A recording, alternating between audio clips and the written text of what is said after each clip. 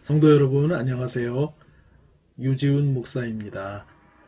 고척교회 바이블 아카데미에 오신 것을 환영합니다. 이번 기회에 특별히 갈라디아서 개관이라는 제목으로 한 5주 동안에 걸쳐서 갈라디아서에 대한 중요한 신학적인 그런 내용들을 함께 공부해보는 그런 기회를 가지려고 합니다. 신약 성경의 많은 책들 가운데에서 갈라디아서의 그 중요성에 대해서 참 알고 있으면서도 또 이 말씀을 또 자세하게 공부할 수 있는 기회가 참 그렇게 또 많지 않은 것이 현실인데, 이번 기회에 이 갈라디아서에 나타나는 우리 그리스도교 역사 속에서 참 중요한 역할을 했던 서신 사도 바울의 참 소중한 이 갈라디아서를 함께 나누는 은혜가 저와 우리 성도님들께 가득할 수 있었으면 좋겠습니다. 우리 하나님께서 그런 은혜를 우리 모두에게 주시기를 기도하는 마음으로 또 같이 은혜를 나누면 좋을 것 같습니다. 오늘은 첫 시간 강의이고요. 특별히 또 이렇게 온라인으로 성경 공부를 하는 것이 참 우리에게는 생소합니다. 저도 마찬가지고 성도 여러분들도 마찬가지이실 것이라고 생각을 합니다. 만나서 질문도 받고 또 궁금한 거 이렇게 대화도 하면서 서로 소통을 자유롭게 하면서 강의를 진행하는 것이 보통의 경우인데, 일방적으로 저 혼자 이야기를 해야 하고 특별한 이렇게 소통의 창이 약화된 그런 강의라서 그런 한계점이 있습니다. 그렇지만 또 이런 가운데에서도 우리가 만나기가 어려운 속에서 또 성도 여러분과 좋은 나눔과 소통이 일어나고 그 속에서 또 좋은 신앙적인 이런 도움을 얻으실 수 있으면 좋겠다라는 생각을 해봅니다. 지금 제 화면을 보시는 제 얼굴이 이 모습이 중앙에 있지만 강의 중에 제가 이렇게 조금 경우에 따라서 이렇게 움직여 드릴 수도 있습니다. 이렇게 움직여 가면서 여러분들 그 PPT 자료를 사용해서 강의를 할 텐데요.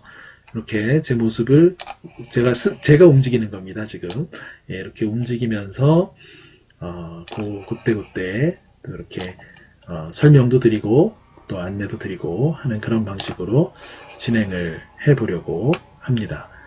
괜찮으시겠죠? 처음이라서 모두 다 생소하긴 하지만 이런 방식으로 한번 오늘 첫 시간을 열어가 보려고 합니다. 이번 우리 바이블 아카데미는 5주간에 걸쳐서 계획하고 있습니다. 그 중에 오늘 첫 번째 시간이고요. 그래서 오늘 첫 번째 시간의 강의 내용은 이 5주간에 걸쳐서 여러분들과 함께 나눌 내용들에 대해서, 특별히 갈라디아서 전반에 대한 소개하는 시간이라고 생각해 주시면 좋겠습니다. 그리고 다음 주부터 또 4주간의 어떤 내용의 주제들로 우리가 함께 공부할 것인지, 그런 내용도 오늘 강의 후반부에 짤막짤막하게 이렇게 말씀을 드리려고 합니다. 기본적으로는 참 갈라디아서에 우리 기독교 신앙의 소중한 그런 주제들이 많이 나타납니다.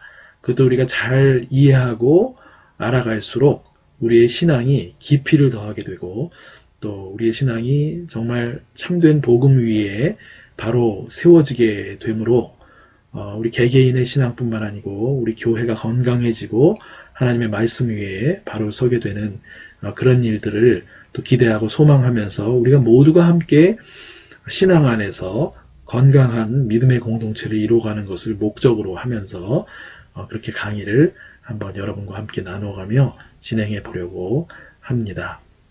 그러면 서서히 우리 천천히 갈라디아서 전반에 대한 소개를 시작하도록 하겠습니다. 먼저 이 갈라디아서 서신, 신약 성경에 있는 이 갈라디아서 서신은 보통 우리가 시작할 때 누가 썼는지, 또 언제 쓰여졌는지, 또 그 어떤 특징이 있는지, 또 그 서신 안에 나타나는, 성경책 안에 나타나는 주요 핵심 어휘들은 어떤 것인지, 이런 것들을 우리가 궁금해 하기도 하고 생각할 필요가 있습니다. 여러분들 잘 아시는 대로 갈라디아서는 사도 바울에 의한 서신이죠. 대략 그 쓰여진 시기가 주후 1세기 중반, 대략 50년대 초반으로 이렇게 학자들이 보고 있습니다. 이 말씀은 무슨 이야기냐면 주후 예수님께서 십자가에서 죽으시고 부활하신 사건이 대략 그 기준을 0년으로 삼을 때 AD 27년 혹은 30년에 예수님께서 십자가에 달리셨다 이렇게 보고 있거든요. 그리고 나서 부활하시고 대략 한 20년 정도 지난 시점, 굉장히 얼마 지나지 않은 그런 시점에 이른 시기에 쓰여진 서신이다라는 것을 생각해 볼 수가 있습니다. 갈라디아서는 사도 바울의 서신 중에서도 앞부분에 빠른 시기에 쓰여진 서신 중에 하나로 평가되고 있는 그런 서신입니다. 그 다음에 두 번째 특징을 한번 우리 같이 보겠습니다. 어떤 특징이 있을까요? 갈라디아서에는 아주 대표적인 특징 한 가지를 우리가 빼놓을 수가 없는데요. 그것은 다른 사도 바울의 서신들에서는 그렇지 않습니다. 그런데 갈라디아서에서는 사도 바울이 누군가에게 엄청나게 화를 내고 분노하는 그런 감정이 여과 없이 드러나고 있는 것을 우리가 발견하게 됩니다. 굉장히 마음에 열정이 가득하고 분노의 감정이 표출되는 그런 서신입니다. 기본적으로 매우 논쟁적이고 또 설득적입니다. 갈라디아 성도들을 향해서 어떻게 그럴 수 있느냐, 바르게 다시 돌아오라고 아주 논쟁적이면서도 설득적으로 이렇게 호소하는 사도 바울의 모습을 우리가 볼 수가 있습니다. 그 다음에 주요 어휘, 이건 우리가 앞으로 4주간 더 이어지는 그런 내용들의 주제하고도 관련이 깊은데요. 갈라디아서에 나타나는 주요 어휘들이라고 제가 한번 선정해 본 것들은 이렇습니다. 복음의 진리라는 어구가 중요한 역할을 하며 나타나고 있습니다. 우리가 복음이 무엇인지에 대한 이해를 언제나 깊이 할 필요가 있는데 그 내용의 핵심을 또 갈라디아서에서 다루는 측면이 있습니다. 그 부분 우리가 함께 공부하면서 짚어나갈 것이고요. 율법과 할례, 이런 내용들이 또 갈라디아서에서 중요한 한 축을 차지하고 있고, 믿음과 은혜, 예수 그리스도가 오신 이후에 그를 믿는 믿음, 또 하나님의 은혜에 대한 내용이 당연히 이 갈라디아서의 전반을 또 차지하고 있는 중요한 어휘입니다. 그리고 성령, 이것도 상당히 중요한 갈라디아서의 사도 바울에게 있어서 성령, 이 논쟁적이고 설득적인 이유가 결국은 이 성령에 대한 이해가 사도 바울과 또 다른 갈라디아서의 소위 거짓 교사들이라고 하는 사람들이 그것들이 결정적으로 다른 면이 있었기 때문인데요. 성령에 대한 바른 이해, 사도 바울의 성령 이해, 이런 부분들이 우리가 또 갈라디아서에서 생각해 보게 되는 중요한 부분이라고 할 수 있습니다. 또 언약이라는 주제가 나오죠. 언약, 하나님의 언약, 아브라함에게 해주셨던 하나님의 약속, 그것이 어떻게 그리스도를 통해서 또 확장되고 연결되어지는가, 하나님의 언약에 대한 그런 내용이 중요하게 또 다뤄집니다. 빼놓을 수 없는 것은 갈라디아서 5장에 가게 되면 그리스도인의 자유에 대한 내용이 나옵니다. 예수를 믿고 은혜 가운데 우리가 살아갈 때에 우리 안에 하나님께서 허락하시는 그 자유함이 무엇인지, 그 자유함을 어떻게 우리가 소중히 여기고 살아가야 할 것인지, 그리스도인의 자유에 대해서 또 바른 이해를 공부하는 것이 또 이 공부의 갈라디아서를 공부하는 중요한 목적의 하나가 될 것이라고 볼 수 있습니다. 마지막으로 새로운 피조물이라고 말씀드렸는데, 갈라디아서에서는 이 하나님의 언약이 어떻게 성취되고 또 그 성취의 내용이 무엇이고, 또 그것이 결국 어떤 것을, 하나님의 창조 세계를 또 새로운 하나님의 계획 속의 창조, 그 부분까지 비춰줌으로써 우리의 시야를 하나님의 창조와 또 하나님의 새로운 창조로까지 그리스도를 통해서 이 모든 것들을 연결해주는 그런 내용까지 갈라디아서가 담고 있습니다. 그 속에서 우리가 새로운 창조 가운데 새로운 피조물, 된 우리의 모습들, 자연의 모습들, 이런 것들까지도 같이 생각해 볼 수 있는 아주 짧지만 그 내용이 깊고 방대하고 또 우리 그리스도인들에게 매우 소중한 기독교 정신을 바르게 알려주는 서신이라고 말씀드릴 수가 있습니다. 이제 다음으로는요, 두 번째로 우리가 살펴볼 것은 잠깐 우리 이 지도를 좀 한번 같이 볼 수 있으면 좋을 것 같아요. 네, 이 지도에서는 여러분들이 잘 아시겠지만 이게 좀 영어로 되어 있어서 조금 죄송한데요.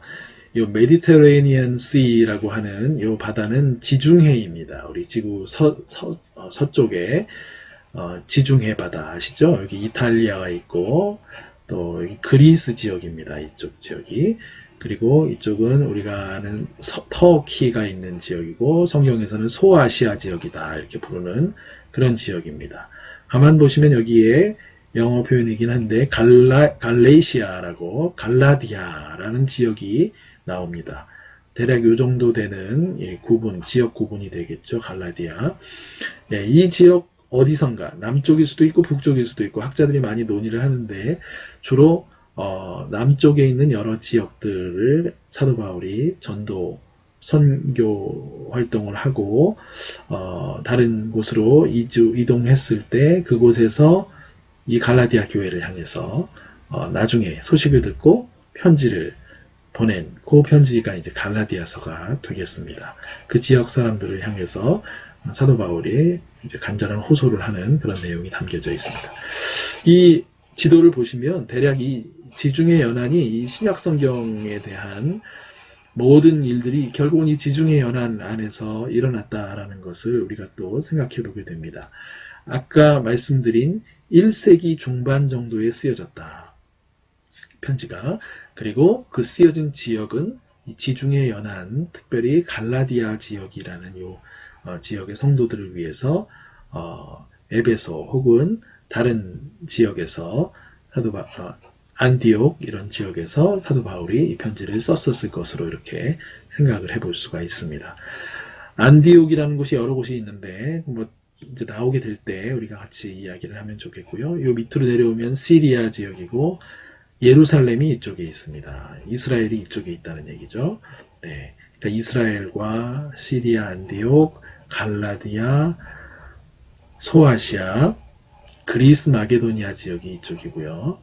그리고 나중에 사도 바울은 또 로마 지역, 로마에까지 가서 선교 활동을 하고 서바나, 스페인이 이쪽입니다. 서바나 지역까지도 그 선교의 목적, 그 대상지로 생각했던 사도 바울을 우리가 이해하고 있습니다. 그래서 오늘 우리가 이 갈라디아서와 관련해서는 이 갈라디아 지역 교회에 선교했던 이 지역에 뭔가 문제가 일어났던 것을 사도 바울이 그것을 가지고 이야기하는 그런 서신이다라는 것을 한편 생각해 보시면 좋을 것 같습니다. 기본적인 몇 가지 서신에 대한 내용들을 살펴보았고요. 이제는 갈라디아서 안에 나오는 내용들, 성경에는 1장부터 6장까지 나와 있는데요. 그 내용의 이야기들을 한번 시간 순서에 따라서 한번 재구성을 한번 해보았습니다. 좀 다른 방법으로 이렇게 구성을 한번 재구성을 해보았는데요. 이렇게 한 목적은 성경을 1장, 2장, 3장, 4장, 5장, 6장까지 우리가 읽지만은 그 내용을 여러 번 읽다 보면 갈라디아서의 내용을 전체적으로 우리가 그 안에 어떤 내용들이 다루어지고 있다라는 것을 이렇게 파악을 해볼 수가 있거든요. 근데 그것이 시간 순서대로 이렇게 전개된다라는 것을 한번 생각해 보면 또 서신을 우리가 더 풍성하게 볼 수 있는 그런 안목이 생깁니다. 그런 점에서 한번 어떤 내용들이 갈라디아서에 나타나는가 점검해 보기도 하고 하는 차원에서 한번 같이 그렇게 살펴보면 어떨까 합니다. 그래서 오늘은 이제 기본적인 서신에 대한 이야기를 말씀을 앞부분에 드렸고, 그리고 이제는 내용에 대한 이야기입니다. 갈라디아서에 나오는 내용에 대한 이야기를 한번 시간 순서에 따라서 한번 살펴보시도록 하겠습니다. 먼저는 갈라디아서는 신약 성경에서 쓰여진 신약 성경이지만 구약 성경의 이야기들을 많이 포함합니다. 예를 들면 아브라함이 믿음을 가졌다. 그리고 하나님께서는 그 아브라함의 믿음을 의롭게 여기셨다. 사도 바울이 강조하는 점 중에 하나이죠. 아브라함의 할례 받는 그 행위를 의롭게 여기신 것이 아니고 하나님께서 아브라함의 믿음을 의롭게 여기셨다라는 내용이 갈라디아서에 나옵니다. 구약 성경이 아브라함에게 복음을 선포했다. 약속을 선포했다라는 내용이 또 갈라디아서에 이제서 우리가 발견할 수가 있습니다. 또 아브라함과 그의 자손 씨에 대한 약속은 그냥 적당한 약속이 아니고 하나님께서 인준하신, 보증하신 그런 계약이었다. 이게 이제 갈라디아서 바울의 주장 중에 나오는 내용들입니다. 그 다음에 어떤 내용들이 나올 수 있을까요?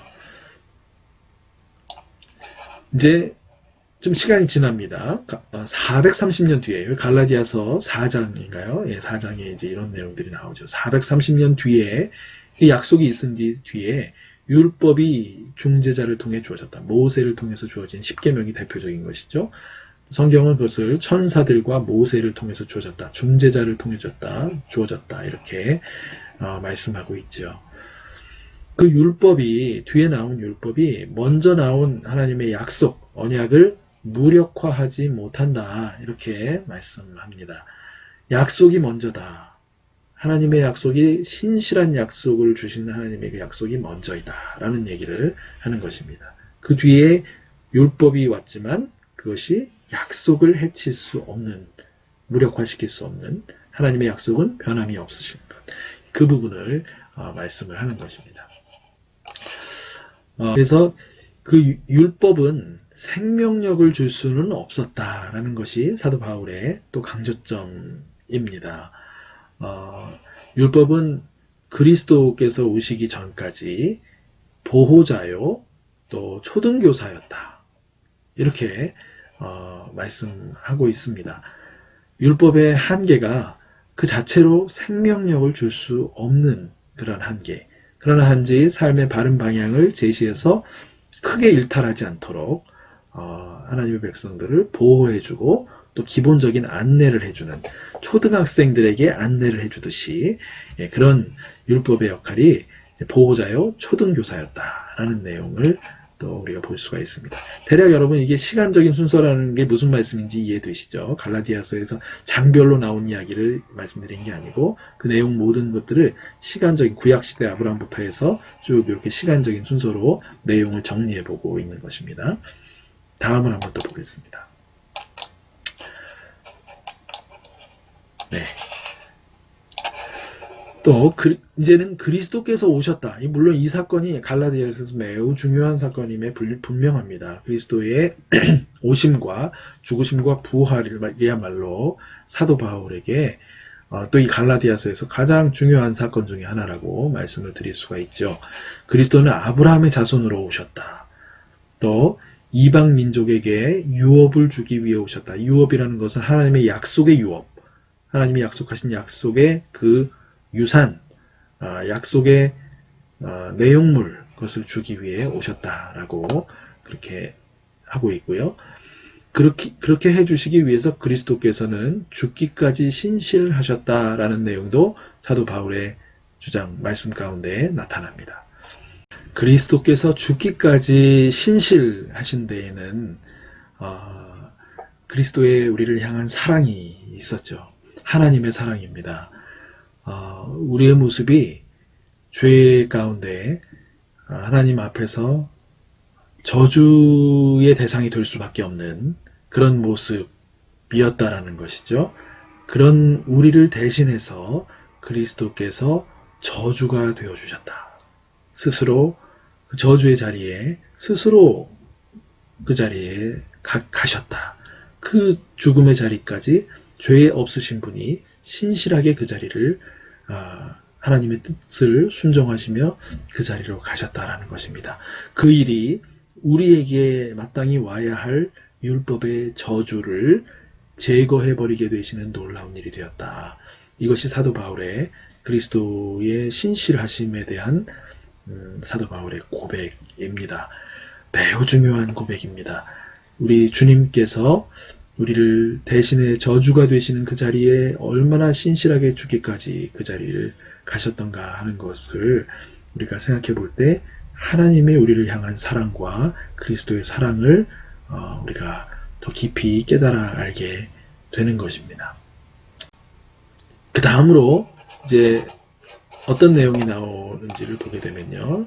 갈라디아서에서 계속되는 내용은 이제는 그리스도께서 오시고 이러한 십자가와 부활의 사건이 있었습니다. 그 이후에 이제 그리스도께 세례받은 사람, 그리스도를 믿는 사람들이 나타나기 시작했던 것이죠. 그 내용도 갈라디아서에서 우리가 이렇게 읽어볼 수가 있습니다. 그렇게 세례받은 모든 사람은 아브라함의 자손이 되게 됐다. 그 한 부분이 되게 되었다. 유대인도 있었고 헬라인도 있었고 그 모든 사람이 그리스도를 믿음으로 한 아브라함의 자손이 되는 그런 일들이 나타났다. 그들을 부르는 여러 표현들이 다양하게 나타납니다. 아브라함의 자손 혹은 약속의 유업을 받는 상속자 또 혹은 성령 받은 사람 이렇게 부르지만 약속의 유업이라는 것도 한마디로 단적으로 말씀드리면 성령이라고 말씀드릴 수가 있습니다. 예수님을 믿을 때 전혀 상상하지 못했던 우리 마음 가운데 하나님의 영이 임하시게 되는 일들이 초대교회에 나타났던 것입니다. 그 전에는 존재하지 않았던 일들입니다. 그리고 나니까 그리스도 예수 안에서 모든 사람은 하나이다 라는 사도 바울의 강력한 선포 또 그 사도 바울의 강력한 선포의 내용이 또 갈라디아서에 나옵니다. 유대인과 헬라인이 생긴 것도 다르고 문화도 다르고 모든 철학도 다르고 다르지만 하나가 될 수 있다라는 것을 사도 바울이 이야기합니다. 성령 때문에 그런 것이죠. 성령님 때문에 사도 바울이 그런 주장을 하고 종과 자유인 사회 인간 제도상 신분 사회에서 나뉘어져 있는 이 계층 구조가 성령 안에서 하나 되고 있는 그런 이야기를 사도 바울이 말씀하고 있습니다. 성별에 의한 차이, 또 다양한 구분, 또 차별 이런 내용들이 그리스도 안에서 존재하지 않는다라는 것을 사도 바울이 주장하고 강력하게 가르치고 있다라는 것을 갈라디아서를 통해서 우리가 읽어볼 수가 있습니다. 다음으로 사도 바울은 이런 이야기를 합니다. 자신은 유대교를 믿던 동료들 가운데 열심히 출중했던 사람이다. 누구보다도 뒤지지 않았다. 그런 자신이 예수님을 믿게 된 사람들을 핍박했었다라는 내용을 말씀하죠. 그 일에 앞장섰던 것이죠. 핍박하는 일에 앞장섰던 사도 바울. 그러나 하나님께서는 그 바울 안에 그의 아들을 계시해 주셨다. 그리스도를 그 바울의 마음 가운데 계시해 주시고 바울로 하여금 그렇게 하신 하나님의 목적은 이방인의 사도가 되게 하려고 그렇게 하셨다라고 사도 바울이 고백하는 것을 보게 됩니다. 사도 바울은 이 계시 체험 후에 다메섹에서 그리스도를 만난 이후에 예루살렘으로 가서 사도들에게 어떤 허락을 받는다거나 인가를 받는다거나 그런 일을 한 것이 아니고 아라비아 지역으로 갔다라고 말씀합니다. 그곳에서 복음을 선포하고 자신의 계시 체험을 다시 한번 체계화하고 정리하고 신학적으로 정리하는 그런 시간들을 가졌을 것으로 우리가 생각해 봅니다. 그리고 3년 뒤에 이제 베드로를 방문하기 위해서 예루살렘으로 가서 15일간 머물렀다. 이런 내용이 나오고요. 짧은 만남 뒤에 또 시리아 길리기아 지역에서 사역을 계속하고 14년 뒤에 다시 계시에 따라 예루살렘으로 돌아왔다. 이렇게 예루살렘 방문했을 때의 바울의 모습은 사도들에게 어떤 배움을 받고 사도들에게 인정받기 위한 것이라기보다는 같은 사역자로서 사도로서 동등한 자격으로 예루살렘에서 그들을 만나고 또 복음 사역에 대해서 함께 논의를 했다라는 것으로 우리가 볼 수가 있겠습니다. 예루살렘의 베드로, 야고보, 요한에게 사도 바울은 자신의 사역 가운데 경험한 내용들, 또 선포한 그 내용들을, 즉 무할례자의 복음을 그들에게 제시를 했던 것입니다. 이런 사역을 하고 있다. 그리스도를 선포하는 사역을, 복음을 선포하는 사역을 하고 있다. 그때의 그것들을 들은 사도들, 베드로, 야고보, 요한은 바울과 바나바가 이방인들에게 했던 그 복음 선포 사역에 전적으로 공감하고 그들의 이방 사역을 인정하게 되는 그런 일들을 이제 보게 됩니다. 근데 이제 이러다가 이 갈라디아서에서 매우 중요한 사건이 발생을 하게 됩니다. 사도 바울이 중요하게 여긴 사건이죠. 안디옥에서 있었던 일입니다. 시리아 지역 안디옥에서 일어났던 일인데요. 베드로가 이방 사람들하고 이방인들과 식사를 하다가 정결 예식 식탁으로 물러나 앉아서 밥을 먹게 되는 일이 생겼습니다. 무슨 말씀이냐면 유대인들은 이방인들을 부정하게 여겼기 때문에 그들과 함께 식사한다는 것을 상상하기가 어려웠는데요. 복음을 믿은 사도 베드로는 그것을 이방인들과 식사하는 것을 자연스럽게 여겼다가 어느 누군가가 유대인의 법대로 행동하라라는 그런 압력을 가했던 것으로 볼 수가 있죠. 베드로가 거기에 밀려 정결 예식 식탁으로 물러나 앉는 일이 생겼을 때 사도 바울은 베드로가 위선의 행동을 하고 있다라고 복음의 진리에 부합하지 않는 행동에 대해서 강하게 비판을 합니다. 여기서 복음의 진리라는 표현이 등장하게 됩니다. 복음의 진리 무엇일까요? 복음 안에서 그 어떤 구분도 없다라고 하는, 누구나 하나라고 하는 성령님으로 인해서 누구도 그 사람의 겉모습과 문화와 성별과 또 사회적인 신분으로 구분되고 나뉘어지고 부정하다고 할 수 없다라는 그 복음의 진리에 부합하지 않게 베드로가 행동했다라고 바울이 강하게 비판했던 것입니다. 또 바울은 그리스도를 믿는 믿음으로 의롭게 되는 것이지, 우리 안에 거주하게 되신 성령님 때문에 우리가 의롭게 되는 것이지 율법의 행위로가 아니다라는 것을 확신했던 것을 우리가 볼 수가 있습니다. 그 다음에 갈라디아서의 내용들을 시간 순서대로 배열해 볼 때 이런 내용들이 생각을 할 수가 있습니다. 사도 바울은 이런 상황 속에서 갈라디아 지역을 지나가게 되었고 전도 여행을 하게 되었던 것이죠. 그리고 이방인들에 의해 보호를 받게 되었습니다. 이방인들이 바울을 보호해주고 그 상황 속에서 바울은 복음을 선포하는 일을 계속했습니다. 그때 이방인들이 예수 그리스도를 믿고 또 성령을 얻게 되는 그런 일들이 일어났던 것이죠.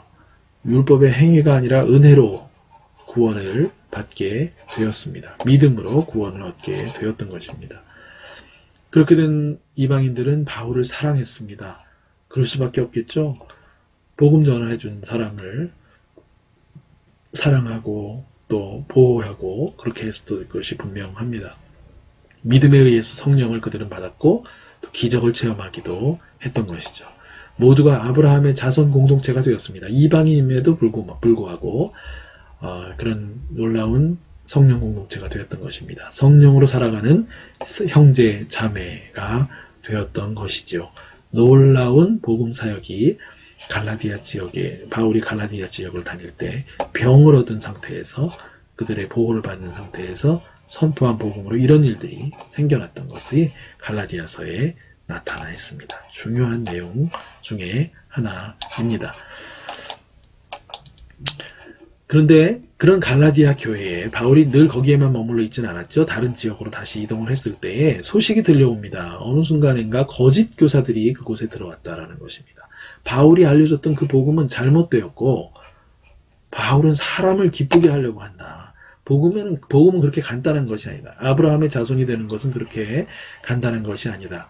예수 그리스도의 복음을 듣고 믿고 믿었다고 다 되는 것이 아니다. 그런 내용들을 하는 것이죠. 얘기한 것이죠. 바울은 진정한 사도가 아니다. 그가 생전에 예수님을 알지 못했던 사람이기 때문에 진정한 사도라고 볼 수가 없다. 베드로와 야고보, 요한의 또 승인을 그들 급의 그런 사도가 아니기 때문에 바울의 가르침을 우리가 전적으로 신뢰할 수가 없다라고 이제 얘기를 했던 것입니다.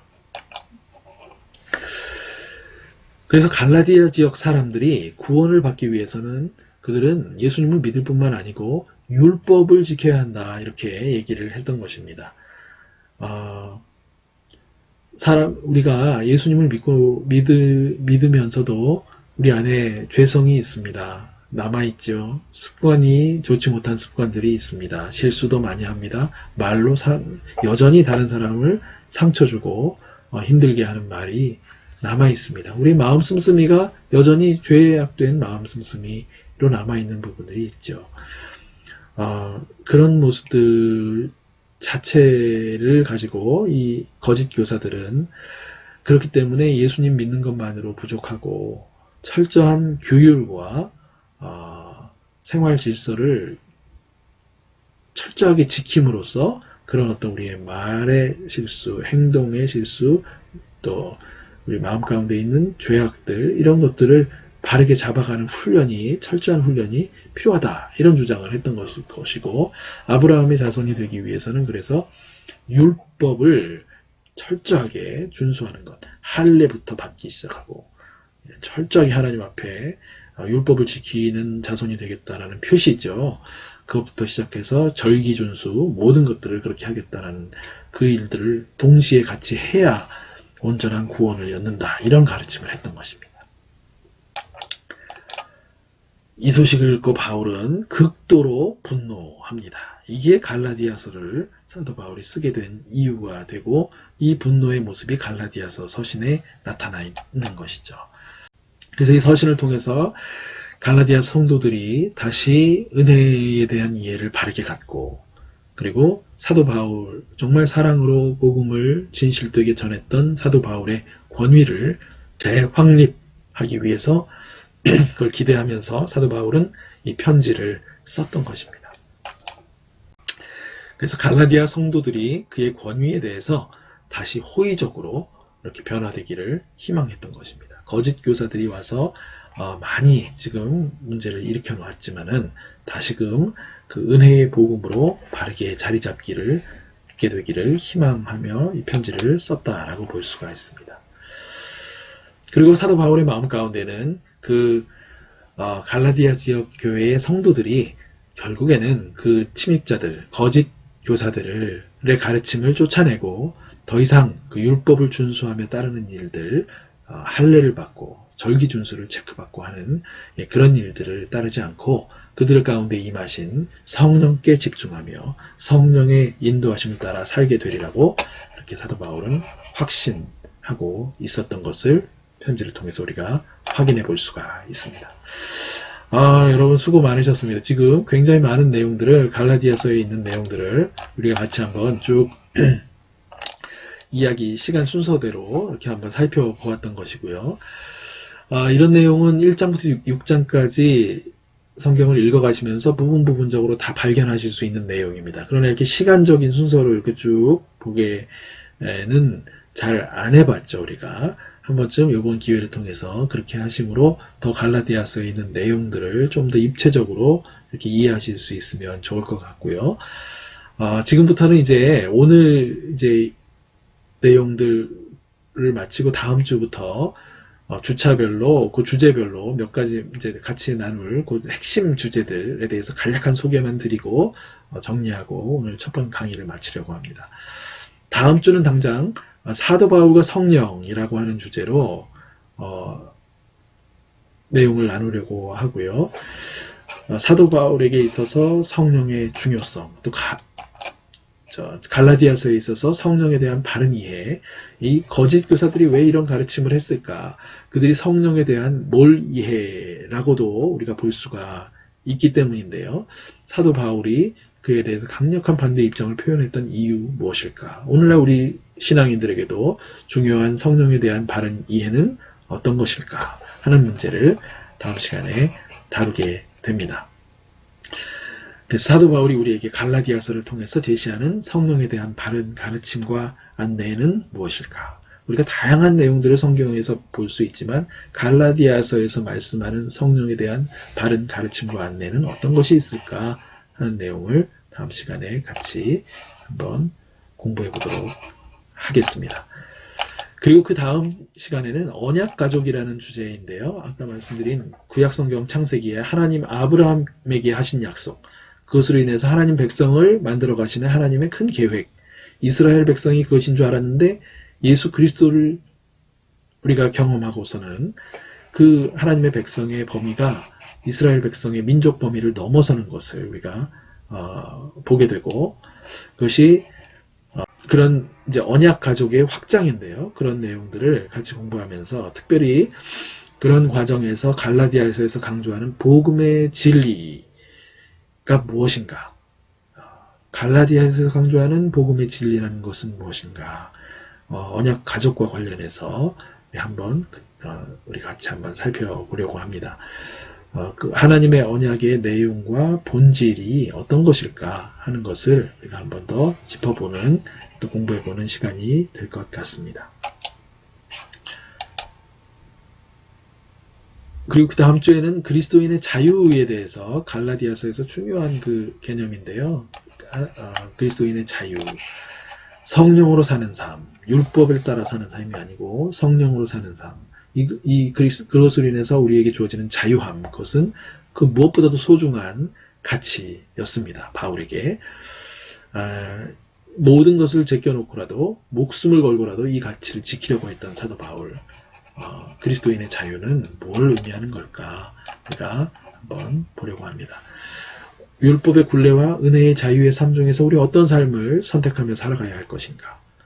또 갈라디아적 성도들은 결국 어떤 삶을 선택했었을까? 당시에. 이건 어디까지나 우리의 추측일 수밖에 없지만요. 이런 문제를 함께 공부하게 됩니다. 마지막으로 갈라디아서 강의를 마무리하면서 우리는 주제는 새로운 창조, 새로운 피조물이라는 주제로 함께 하려고 합니다.